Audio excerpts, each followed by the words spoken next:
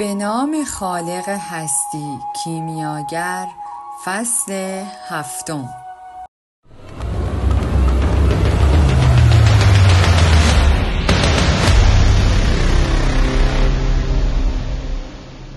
در ابتدا از شما دوستان عزیزم میخوام ما رو از طریق لایک کردن، حمایت در صورت خوانش کتاب مورد علاقه، کامنت و برای انرژی بیشتر من ما رو سابسکرایب کنید. به امید روزهای خوش آینده. جوان پیش از طلوع آفتاب بیدار شد. 11 ماه و 9 روز از زمانی که برای نخستین بار به قاره آفریقا گام گذاشته بود می‌گذشت. ردای عربیش را پوشید، همان جامه کتانی سفیدی که ویژه چنین روزی خریده بود. دستار را بر سر بست و آن را با حلقه‌ای از چرم شتر محکم کرد. صندل‌های نویش را به پا کرد و بدون هیچ سر و صدایی پایین آمد. شهر هنوز خفته بود. ساندویچی از حلوا درست کرد و در لیوان بلور چای داغ نوشید. سپس بیرون در نشست تا در این تنهایی قلیان بکشد. در سکوت قلیان میکشید، بدون اینکه به چیزی بیندیشد. فقط به همهمه پایدار بادی که میوزید و بوی صحرا را با خودش میآورد گوش سپرده بود. سپس قلیان را کنار گذاشت، دست در جیب عبایش کرد و چند لحظه به تماشای آنچه که از درون جیبش بیرون آورده بود پرداخت. پول زیادی داشت. برای خرید 120 گوسفند، بلیت بازگشت و مجوز تجارت بین کشور خودش و این کشور کافی بود. بردبارانه منتظر ماند تا پیرمرد بیدار شود و مغازه را بگشاید. سپس دوتایی برای نوشیدن چای رفتند. جوان گفت امروز میروم. برای خریدن گوسفندهایم پول کافی دارم. شما هم برای رفتن به مکه پول کافی دارید. پیرمرد چیزی نگفت. جوان اصرار کرد. دعای خیر شما را هم میخواهم. شما به من کمک کردید. پیرمرد همچنان در سکوت به آماده کردن چای پرداخت. اما پس از مدتی رو به جوان کرد و گفت به تو افتخار میکنم.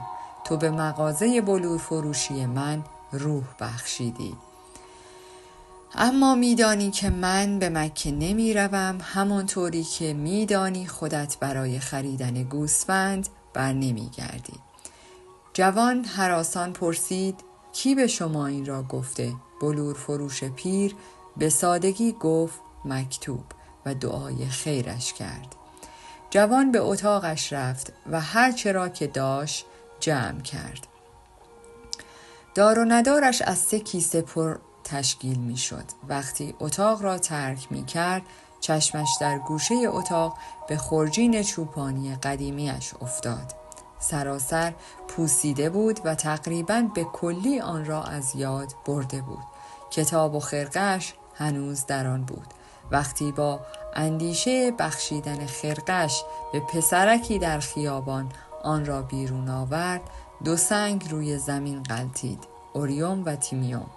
سپس به یاد پادشاه پیر افتاد و در شگفت شد که دیر زمانی است به او نیندیشیده. 1 سال تمام بیوقفه کار کرده بود و تنها به پول جمع کردن اندیشیده بود تا سرافکنده به اسپانیا باز نگردد. پادشاه پیر گفته بود هرگز از رویایت دست نکش، از نشانه ها پیروی کن. جوان اوریوم و تیمیوم را برداشت و دوباره همان احساس غریب به او دست داد که پادشاه کنارش است. 1 سال تمام سخت کار کرده بود و نشانه ها می گفتند اکنون وقت رفتن است.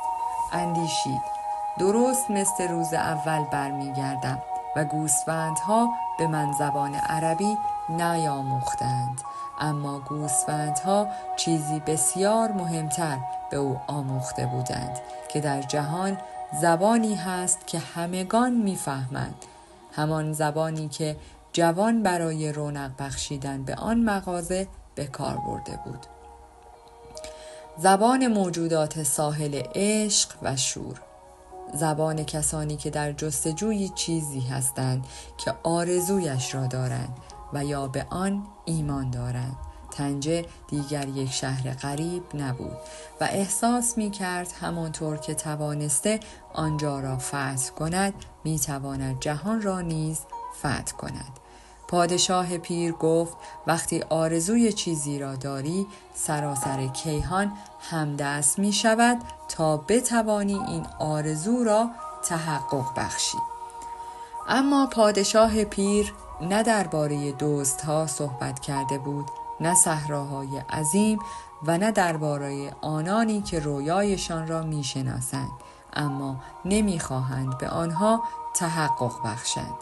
پادشاه پیر گفته بود که اهرام تنها کوهی از سنگ هستند و هر کسی میتواند در باغچه خانه‌اش کوهی از سنگ داشته باشد. و فراموش کرده بود بگوید وقتی پول کافی برای خریدن گله‌ای بزرگتر از گله پیشین خود داشته باشد باید این گله را بخرد. جوان خورجین را برداشت و کنار کیسه های دیگرش گذاشت. از پله ها پایین رفت. پیرمرد مشغول خدمت به یک زوج بیگانه بود و در همان هنگام 2 مشتری دیگر وارد مغازه شدند و در لیوان بلور چای نوشیدند. برای آن ساعت از صبح جنب و جوش خوبی بود. آنجا بود که برای نخستین بار متوجه شد موهای مغازه‌دار به موهای پادشاه پیر بسیار شبیه است. لبخند شیرینی فروش را در نخستین روز ورودش به طنجه به یاد آورد. روزی که نه جایی برای رفتن داشت نه چیزی برای خوردن. آن لبخند نیز یادآور پادشاه پیر بود. فکر کرد انگار از اینجا رد شده و ردی از خودش به جای گذاشته. و با این وجود همه مردم این پادشاه پیر را در دورانی از زندگی خود ملاقات نکردند. هرچه بود می گفت همیشه بر کسی ظاهر می شود که افسانه شخصیش را زیستن می کند. بیودا با بلور فروش آنجا را ترک کرد. نمی خواست گریه کند. ممکن بود کسی گریه‌اش را ببیند اما دلش برای آن دوران و همه چیزهای خوبی که آموخته بود تنگ می شد. اعتمادش به خود بیشتر شده بود و شوق فتح جهان را داشت. به سوی دشت‌هایی می‌روم که تا از قبل می‌شناسم تا باز گوسفندهایم را رهبری کنم و دیگر از تصمیمش خوشنود نبود. 1 سال تمام برای تحقق رویایی کوشیده بود و اهمیت این رویا هر لحظه کمتر می‌شد چون رویای او نبود. که می‌داند شاید مثل مرد بلور فروش بودن بهتر باشد. هرگز به مکه نمی رود و با آرزوی رفتن به آنجا زندگی می کند. اما اوریون و تیمیوم را به دست گرفته بود و این سنگ‌ها نیرو و میل پادشاه پیر را به او منتقل می کردند. به طور تصادفی به نظرش رسید که شاید این هم یک نشانه است. به قهوه‌خانه‌ای رسید که در نخستین روز به آنجا وارد شده بود. آن دزد دیگر آنجا نبود. صاحب قهوه‌خانه 1 فنجان چای برایش آورد. فکر کرد همواره میتوانم سراغ چوپانی برگردم. مراقبت از گوسفندها را آموختم و هرگز آن را فراموش نمی کنم. اما شاید دیگر فرصتی برای رفتن به اهرام مصر پیدا نکنم. پیرمرد سینه پوشی از طلا داشت و سرگذشت مرا می دانست. به راستی یک پادشاه بود، یک پادشاه فرزانه. تا دشت‌های اندلس فقط 2 ساعت با کشتی راه بود، اما صحرای عظیمی میان او و اهرام وجود داشت. دریافت که شاید بتوان در همین موقعیت طرز فکر دیگری داشت. در حقیقت 2 ساعت به گنجش نزدیکتر بود، حتی اگر پیمودن این 2 ساعت تقریباً 1 سال طول کشیده بود. میدانم چرا میخواهم پیش گوسفندهایم برگردم. دیگر گوسفندها را میشناسم. کار زیادی نمیطلبند و میتوانند دوست داشتنی باشند. نمیدانم صحرا میتواند دوست داشتنی باشد یا نه، اما صحراست که گنج مرا پنهان کرده. اگر نتوانم به آن برسم، همیشه میتوانم به خانه‌ام برگردم. اما زندگی ناگهان پول کافی به من بخشیده و وقت کافی دارم. چرا نروم؟ در آن لحظه شادی عظیمی را احساس کرد. همواره می توانست به سراغ چوپانی و گوسفندان بازگردد. همواره می توانست به بلور فروشی بازگردد. شاید جهان گنج‌های پنهان بسیار دیگری داشت، اما او رویای مکرری را دیده و با پادشاهی ملاقات کرده بود. این برای هر کسی رخ نمیداد. هنگامی که قهوه‌خانه را ترک می کرد خوشنود بود. به یاد آورده بود که یکی از بازرگانانی که برای بلور فروشی جنس می آورد، بلورها را توسط کاروانهایی می آورد که از صحرا می گذشتند. اوریون و تمیوم را در دست فشرد. به یاد آورد که به خاطر آن دو سنگ دوباره در مسیر گنجش قرار گرفته بود. پادشاه پیر گفته بود همواره کنار آنانی هستیم که افسانه شخصیشان را زیستن می کنند. رفتن تا انبار و فهمیدن این که اهرام به راستی چنان دور هستند خرجی نداشت. مرد انگلیسی در ساختمانی نشسته بود که بوی حیوانات، عرق و خاک میداد. نمیشد آنجا را انبار نامید. تنها یک طویله بود.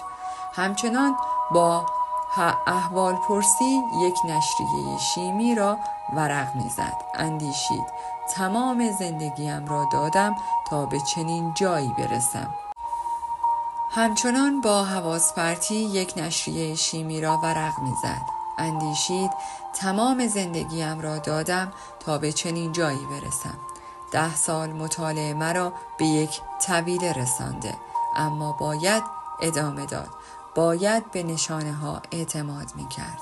تمام زندگیش، تمام مطالعه هایش در جستجوی یگان زبانی متمرکز شده بود که جهان به آن سخن می گفت.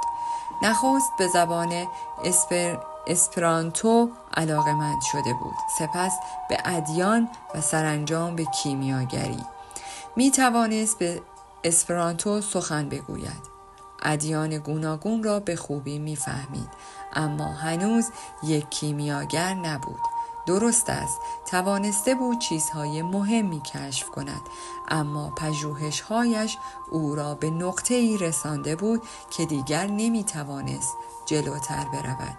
کوشیده بود با کیمیاگری تماس بگیرد، اما کیمیاگرها انسانهای غریبی بودند که فقط به خود می اندیشیدند و تقریبا همیشه از کمک کردن خودداری می کردند. که می دانست شاید راز اکسیر عظیم را که حجر کریم نام داشت کشف کرده بود و برای همین محبوس سکوت شده بود. تا کنون بخشی از میراث پدریش را در جستجوی بی نتیجه و به دنبال حجر کریم صرف کرده بود. بارها به بهترین کتابخانه ها رفته بود و مهمترین و نادرترین کتابهای کیمیاگری را خریده بود. در یکی از آنها کشف کرد که سالها پیش یک کیمیاگر مشهور عرب به اروپا آمده بود. می گفتند که او بیشتر از 200 سال داشته و حجر کریمه و اکسیر جوانی را کشف کرده است. انگلیسی تحت تأثیر این داستان قرار گرفته بود، اما یکی از دوستانش پس از بازگشت از یک سفر اکتشافی باستانشناسی در صحرا درباره مرد عربی برای او صحبت کرده بود که قدرت‌های خارق‌العاده دارد. سراسر این داستان می توانست تنها یک افسانه به شمار رود. دوستش گفته بود در واحه‌ای به نام افهیم زندگی می کند و مردم می گویند 200 ساله است و میتواند هر فلزی را به طلا تبدیل کند. انگلیسی هیجانش را پنهان نکرد، بیدرنگ همه قرارهای ملاقاتش را لغو کرد، مهمترین کتابهایش را جمع کرد و اکنون آنجا بود. در آن انبار شبیه به طویل جایی که کاروان عظیمی خودش را برای عبور از صحرا آماده می کرد، کاروان از افیوم می گذشت. اندیشید باید با این کیمیاگر لعنتی آشنا بشوم و بوی حیوانات برایش اندک قابل تحمل تر بود. یک جوان عرب که او هم بار و بنه‌ای داشت وارد آنجا شد و سلام کرد. جوان عرب پرسید کجا می روید؟ انگلیسی پاسخ داد به صحرا و دوباره مشغول خواندن شد. نمیخواست حرف بزند.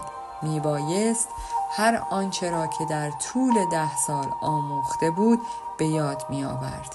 ممکن بود کیمیاگر او را به گونه‌ای محک بزند.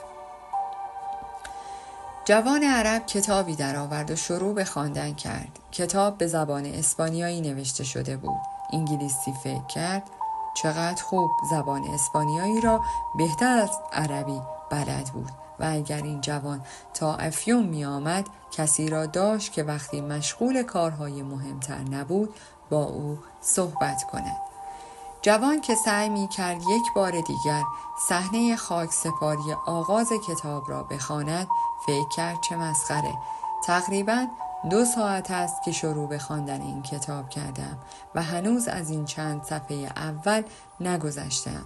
حتی بدون مزاحمت یک پادشاه باز هم نمی توانست فکرش را متمرکز کند.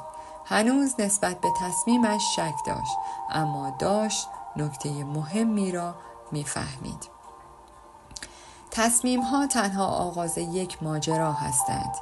هنگامی که آدم تصمیمی می‌گیرد در حقیقت به درون جریان نیرومندی پرتاب می‌شود که او را به مکانی می‌برد که در زمان تصمیم گیریش خوابش را هم نمی‌دیده است. برای تایید استدلالش فکر کرد. وقتی تصمیم گرفتم که به جستجوی گنجم بروم هرگز تصور نمی کردم که در یک مغازه بلور فروشی کار کنم. به همین ترتیب درباره این کاروان می توانم تصمیمی بگیرم، اما مسیرش همواره یک راز باقی می ماند. در برابرش یک مرد اروپایی نشسته بود که او هم کتاب می خواند. اروپایی مرد نچسبی بود و وقتی وارد شده بود به جوان نگاه تحقیرآمیزی انداخته بود. می توانستند برای هم دوستان خوبی باشند، اما اروپایی مکالمه‌شان را قطع کرده بود. جوان کتاب را بست. نمی‌خواست کاری کند که به آن اروپایی شبیه بماند. اوریوم و تیمیوم را از کیسه‌اش بیرون آورد و مشغول بازی با آنها شد.